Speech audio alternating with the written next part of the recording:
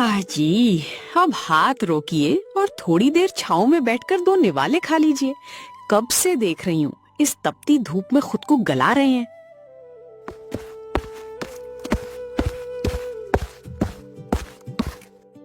क्या करूं माधुरी, अगर आज मेहनत नहीं की तो इन तरबूजों की बेलें सूख जाएंगी। वैसे भी इस बार फसल थोड़ी कमजोर लग रही है, क्योंकि हमारे पास दवा छिड़कने वाला मशीन भी तो नहीं है। यही तो रोना है जी। गांव के अमीर लोग अपनी मशीनों और ट्रैक्टरों से फसल पहले ही तैयार कर लेते हैं। जब वो बाजार में तरबूज बेचकर सारा मुनाफा कमा लेते हैं और दाम बिल्कुल गिर जाते हैं, तब हमारी फसल बाजार में पहुंचती है। जितने के बीज आते हैं उतने पैसे भी वसूल नहीं हो पाते। समझ नहीं आता कि हमारा गुजारा कैसे होगा जी। अगले महीने की उधारी भी चुकानी है। हाँ माधुरी, तुम ठीक कहती हो, मगर हम गरीब लोग कर भी क्या सकते हैं। उनके पास पैसा है, दवा मारने की बड़ी बड़ी मशीनें हैं, इसलिए उनकी फसल चमचमाती है। पर तुम ये सब सोचकर अपना दिल छोटा मत करो। और हाँ, तुम इतनी तेज धूप में यहां क्यों आई? मैं भी बस घर ही आने वाला था। चलो अब घर चलकर ही सुकून से खाना खाएंगे। दोनों भारी मद से अपने टूटे फूटे घर आ जाते हैं। माधव के सामने सूखी रोटियां और थोड़ा सा गुड़ रखती है। माधव हाथ मुंह धोकर जैसे ही पहला निवाला उठाने वाला होता है, तभी अचानक उनके टूटे हुए दरवाजे पर एक अजीब सी दस्तक होती है। दोनों बाहर आते हैं। वहां एक साधु बाबा खड़े थे। माई, कुछ खाने को दे दो। 3 दिन से अन्न का एक दाना भी पेट में नहीं गया है। पूरे गांव में घूमा, पर किसी बड़े और अमीर किसान ने मुझे अपने दरवाजे से दुत्कार कर भगा दिया। बड़ी भूख लगी है माई। प्रणाम बाबा, आप फिक्र मत कीजिए। लीजिए बाबा जी, हमारे पास कोई पकवान तो नहीं है, हम खुद गरीब हैं। बस यही 2 रोटी और थोड़ा सा गुड़ है। कृपया इसे स्वीकार कीजिए और अपनी भूख शांत कीजिए। अरे जी, अगर ये खाना बाबा जी खा लेंगे तो आप क्या खाएंगे? घर में और आटा भी नहीं है।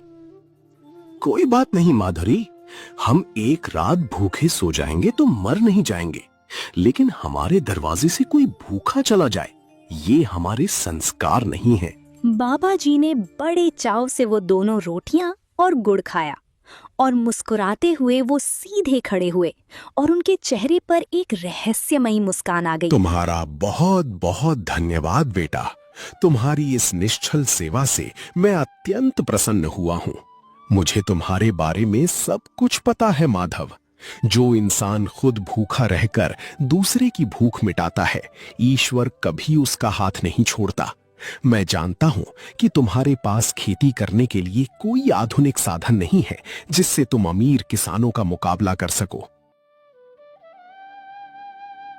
बाबा, आप कोई साधारण इंसान नहीं लगते। आप मेरे बारे में कैसे जानते हैं? ध्यान से सुनो माधव। कल सुबह सूरज निकलने से पहले इस गांव के पीछे जो बीहड़ जंगल है, उसे पार करके पास के गांव जाना। वहां एक गुप्त चोर बाजार लगता है जिसके बारे में आम दुनिया नहीं जानती। उस बाजार के आखिरी कोने में तुम्हें एक बूढ़ा कबाड़ी मिलेगा।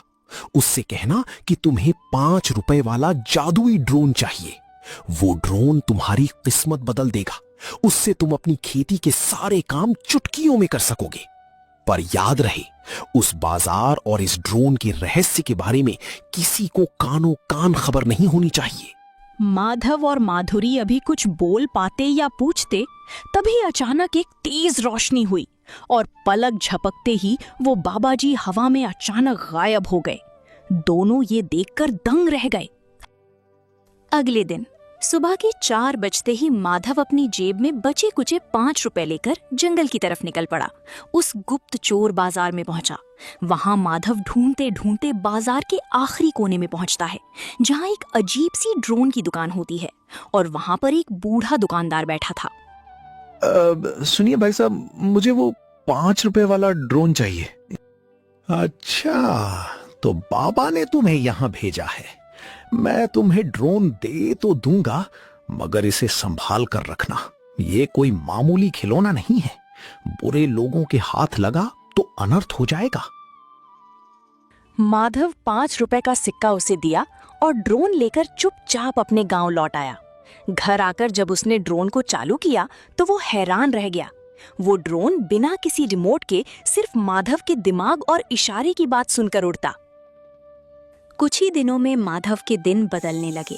वो जादुई ड्रोन लेकर सुबह सुबह खेत में जाता और देखते ही देखते मिनटों में पूरी खेत में खाद और कीटनाशक दवाओं का सटीक छिड़काव करने लगता है। और कुछ ही दिनों में माधव की तरबूज की फसल सबसे पहले और सबसे लाजवाब तैयार हुई। बाजार में उसे 2 गुना मुनाफा हुआ। माधव दिल का बहुत अमीर था। जब उसने देखा कि उसकी तरक्की हो रही है तो उसने गांव के उन गरीब किसानों की भी मदद करना शुरू कर दिया। अरे वाह माधव भाई, तुम्हारी ये ड्रोन तो वाकई बहुत लाजवाब है। देखो कैसे खेतों में दवा छिड़क रहा है। इतनी जल्दी तो गांव में किसी का मशीन भी नहीं छिड़कता है। और हाँ भाई, मैं भी दवा लाया हूँ, जरा मेरे खेतों में भी दवा छिड़क दो। हाँ भाई, क्यों नहीं, तुम्हारे खेतों में भी दवा छिड़क देते हैं। जिनके पास दवा छिड़कने की मशीनें नहीं थीं, माधव अपने ड्रोन से उनके खेतों में भी मुफ्त में दवा छिड़क देता था। लेकिन कहते हैं ना, जहां उजाला होता है वहीं किसी कोने में परछाई भी होती है। ये सब देख गांव का मुखिया जलने लगा। ये 2 कौड़ी का भिखारी माधव कल तक जिसके खाने के लाले पड़े थे, आज पूरे गांव का मसीहा बन रहा है। इसकी ये औकात इस उड़ने वाली डिबिया के कारण हुई है। अगर ये जादुई चीज मेरे हाथ लग जाए तो मैं पूरे जिले का सबसे अमीर जमींदार बन जाऊंगा। मुझे इसे चुराना ही होगा। एक रात जब पूरा गांव गहरी नींद में सोया हुआ था, लालची रामस्वरूप दबे पांव माधव के घर का दरवाजा खुला देखकर घर के भीतर आ पहुंचा। उसने चालाकी से माधव का वो जादुई ड्रोन चुराकर भाग गया। अगली रात से कंचनपुर गांव में एक अजीब और खौफनाक सिलसिला शुरू हो गया। गांव में रोज चोरियां होने लगी, लेकिन ये चोरियां मामूली नहीं थीं। एक रात गांव के आदमी हरिया के घर में एक अजीब सी चीज आई। अरे बाप रे, वो क्या है? हवा में उड़ती हुई कोई चीज मेरे घर की तिजोरी ले जा रही है। ये नजारा देख हरिया का रूह कांप गया। वो डर के मारे घर के बाहर भगा। भाइयों, मैं तो लुट गया, बर्बाद हो गया। मेरे घर के अंदर कोई अदृश्य साया आया और मेरी पूरी तिजोरी लेकर खिड़की से बाहर उड़ गया। वो पक्का कोई आसमानी भूत ही था। मैंने अपनी इन आंखों से उसे तिजोरी के साथ आसमान में उड़ते देखा है। गांव वाले समझ तो गए थे कि कोई ना कोई शातिर चोर है जो नई तकनीक या जादू का इस्तेमाल कर रहा है। लेकिन भूत का नाम सुनते ही डर के मारे किसी की हिम्मत नहीं हुई कि उस उड़ती हुई चीज का पीछा करे।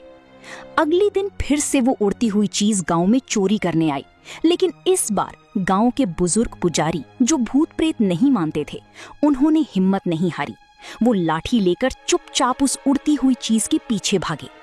चांद की रोशनी में पंडित जी को केवल उस चीज की लाल चमकती आंखें दिख रही थीं। उन्होंने अपना चश्मा घर भूल आए थे। उन्होंने ध्यान से देखा। लाल चमकती आंखें ऊंचे पेड़ के पीछे उतर गईं, जहां एक आदमी पेड़ के पीछे छिपा था। लेकिन पंडित जी को उसका चेहरा तो साफ नहीं दिखा, पर उन्होंने उस उड़ने वाली चीज को साफ साफ पहचान लिया। अगले दिन सुबह पंडित जी ने गांव वाले और पुलिस को लेकर गुस्से में रात वाले चोर के घर जाने लगते हैं। घर पहुंचते ही एक गांव वाला चिल्लाते हुए बोलता है, माधव, बाहर निकल, चोर कहीं का, तूने पूरे गांव को लूट लिया। क्या हुआ पंडित जी? आप सब लोग पुलिस को लेकर मेरे घर क्यों आए हैं? मैंने क्या किया है? अब ज्यादा नाटक मत कर माधव। रात के अंधेरे में जो भूत बनकर पूरे गांव की तिजोरियां और गहने चोरी कर रहा है, वो कोई भूत नहीं बल्कि तेरी वही उड़ने वाली मशीन है जिससे तू खेतों में दवा छिड़कता था। मैंने कल रात अपनी आंखों से उस मशीन को चोरी का माल ले जाते देखा है। नहीं पंडित जी, आप गलत समझ रहे हैं। मेरा ड्रोन तो 2 दिन पहले ही चोरी हो चुका है। मैंने चोरी नहीं की। हाँ हाँ, सब चोर पकड़े जाने पर यही कहानी सुनाते हैं कि उसने चोरी नहीं की थी। गांव वालों के बयान और पंडित जी की गवाही के आधार पर हम तुम्हें चोरी के जुर्म में गिरफ्तार करते हैं। चलो थाने। नहीं साहब, मेरे पति बेकसूर हैं। इन्होंने कभी किसी का बुरा नहीं चाहा। प्लीज इन्हें मत ले जाइए, भगवान के लिए छोड़ दीजिए। लेकिन पुलिस ने एक नहीं सुनी। रोते बिलखते माधव को पुलिस पकड़ कर ले जाती है। पूरे गांव के सामने माधव पर चोर का कलंक लग चुका था। अब माधुरी अकेली रह गई थी। गांव का कोई भी व्यक्ति उसकी मदद करने को तैयार नहीं था, लेकिन माधुरी ने हार नहीं मानी। उसने अपनी आंखों के आंसू पोंछे और अपने मन में एक कसम खाई। मेरे सुहाग पर झूठा इल्जाम लगा है। जिसने भी हमारे सीधेपन का फायदा उठाकर मेरा घर उजाड़ा है और मेरे पति को फंसाया है, मैं उस असली चोर का पर्दाफाश करके रहूंगी, चाहे इसके लिए मुझे अपनी जान की बाजी ही क्यों ना लगानी पड़े।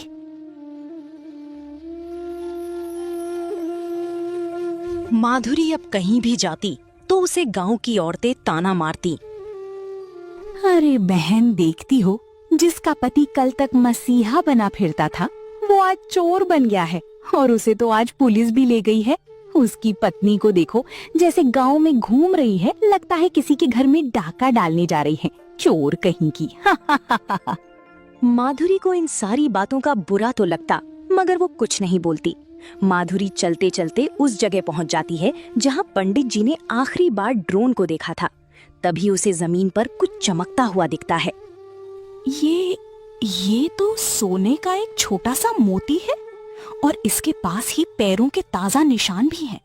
ये निशान किसी भूत के नहीं बल्कि इंसानी जूतों के हैं। इसका मतलब चोर कोई बाहर का नहीं, इसी गांव का कोई अमीर आदमी है, क्योंकि ऐसे महंगे जूते गांव के आम किसान नहीं पहनते। माधुरी समझ गई कि चोर गांव का ही कोई रसूखदार आदमी है। उसने उन जूतों के निशानों का पीछा करना शुरू किया। निशान धीरे धीरे आगे बढ़े और गांव के सबसे आलीशान मकान यानी लालची मुखिया राम स्वरूप के घर पहुंची। उसने खिड़की से झांका और उसकी बातें सुनकर हैरान हो गई।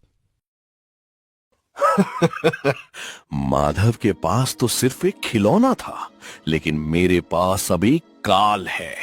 कंचनपुर गांव के लोग तो बहुत लूट लिए, अब बारी है पास के शहर के सबसे बड़ी जौहरी की दुकान की। आज रात मेरा ये काल शहर से करोड़ों के हीरे उड़ाकर लाएगा। और इल्जाम इल्जाम तो पहले ही उस जेल में सड़ रहे माधव पर है। माधुरी ने ये देखकर सब समझ गई और उसने सारी बातों को मोबाइल में रिकॉर्ड कर लेती है और गुस्से में बोलती है, तो ये सब इस पापी राम स्वरूप की चाल थी। मेरे भोले भाले पति को फंसाकर खुद महल खड़ा कर रहा है। अब मैं एक पल भी बर्दाश्त नहीं करूंगी। ये वीडियो सीधे पुलिस कप्तान को दिखाऊंगी और अपने माधव को छुड़ाऊंगी। सुबह के 9 बज चुके थे। कंचनपुर गांव के बरगद के पेड़ के नीचे एक पंचायत बैठी थी। गांव के लोग, पुलिस और पंडित जी और राम स्वरूप को माधुरी बुलाती है। सबके शक हैरान थे, क्योंकि किसी को पता नहीं था कि आज क्या होने वाला था। ये चोर माधव की लुगाई यहाँ क्या कर रही है? और कप्तान साहब, आप इसके बहकावे में आकर यहाँ क्यों चले आए? इसके पति ने पूरे गांव की तिजोरियां लूटी हैं, उसे तो फांसी होनी चाहिए। मुखिया जी, दूसरों को फांसी की सजा सुनाने से पहले खुद के गले का नाप ले लीजिए, क्योंकि आज कंचनपुर गांव के सबसे बड़े उड़ने वाले भूत और असली चोर का नकाब उतरने वाला है। माधुरी, साफ साफ कहो, क्या कहना चाहती हो? हमारे पास समय नहीं है। पंडित जी, आपने जिस ड्रोन को चोरी का माल ले जाते देखा था, वो ड्रोन मेरे पति का जरूर था, लेकिन उसे चलाने वाला मेरा पति नहीं बल्कि ये पापी मुखिया राम स्वरूप है। इसी ने हमारे घर से ड्रोन चुराया और गांव वालों को लूटने के लिए उसमें खतरनाक हथियार लगा दिए। पागल हो गई है ये औरत। अरे गांव वालों, इसके पास कोई सबूत है? मैं गांव का मुखिया हूँ, मेरे पास करोड़ों की जमीन है। मैं भला 5 रुपए की कौड़ी जैसी मशीन से चोरी क्यों करूंगा? माधुरी ने वो वीडियो दिखाई जो उसने रिकॉर्ड किए थे। वीडियो देखकर सब लोग समझ गए। राम स्वरूप, तुम्हारा खेल खत्म हुआ। पुलिस तुम्हें डकैती और बेकसूर को फंसाने के जुर्म में गिरफ्तार करती है। सिपाहियों, इसके हाथ में हथकड़ी पहनाओ। पीछे हटो सबके सब। अगर किसी ने मुझे छूने की कोशिश की तो मैं इस पूरे गांव को शमशान बना दूंगा। आजा मेरे काल, सबको खत्म कर दे। इतना बोलते ही ऊपर से वही ड्रोन आता है जिसने पंडित जी ने रात में देखा था, मगर अब उसके नीचे एक तेज धार वाला यंत्र घूम रहा था। जैसे ही उसने माधुरी की ओर बढ़ा, तभी वहां वो ही साधु बाबा आते हैं और ड्रोन को अपने जादू से पहले जैसा बना देते हैं। माधुरी, तुम्हारी हिम्मत ने तो कमाल कर दिया।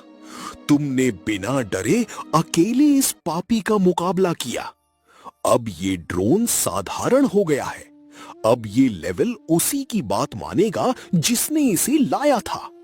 इतना बोलते ही साधु बाबा गायब हो गए और पुलिस रामस्वरूप को पकड़ कर ले जाती है। शाम तक माधव भी सही सलामत घर आ जाता है। माधुरी, अगर आज तुम अपनी हिम्मत ना दिखाती तो मैं कभी बेकसूर साबित नहीं हो पाता। तुमने मेरा घर और मेरी इज्जत दोनों बचा ली। मैंने कुछ नहीं किया जी, ये सब तो उन साधु बाबा के आशीर्वाद और इस 5 रुपए के ड्रोन का इंसाफ है। सच्चे दिल से की गई मेहनत कभी बेकार नहीं जाती।